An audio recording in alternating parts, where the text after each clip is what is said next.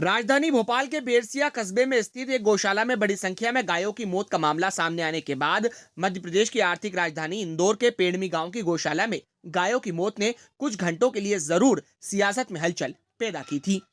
परंतु दूसरे दिन जांच पड़ताल की खानापूर्ति के बाद इतनी ज्यादा तादाद में गौ माताओं की हत्याओं पर खामोशी छाई हुई है।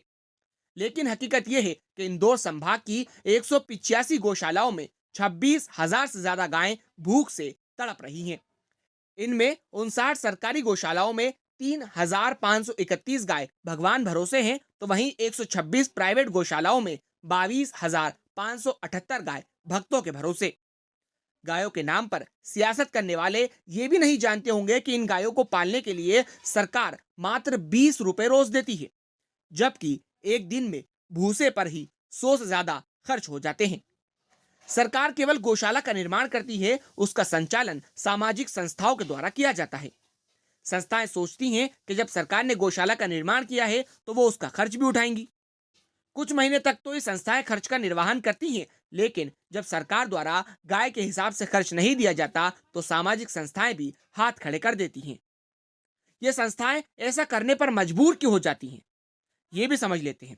दरअसल सीजन में तो भूसे का भाव 450 से लेकर 550 तक होता है, लेकिन वर्तमान में भूसा 900 से लेकर 1,000 प्रति कुंटल बिक रहा है।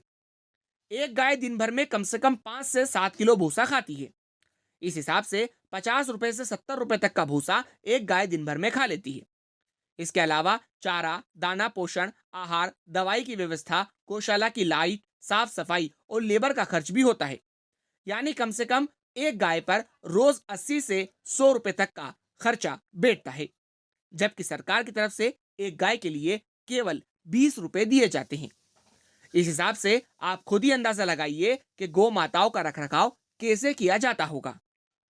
पेड़ में स्थित गौशाला को लेकर जो हल्ला मचा, उसमें अग्निमान ने कल खुलासा किया कि 15 महीने से गौशाला को अनुदान नहीं मिला। मात्र 20 रुपए प्रति गाय के हिसाब से 2 साल में मात्र 14 लाख रुपए अनुदान प्राप्त हुआ।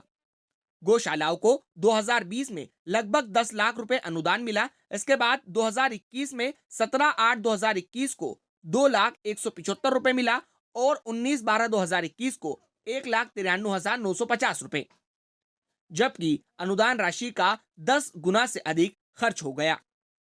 इंदौर कलेक्टर मनीष सिंह ने पेड़मी गौशाला की जांच का जिम्मा एसडीएम प्रतुल सिन्हा को सौंप दिया।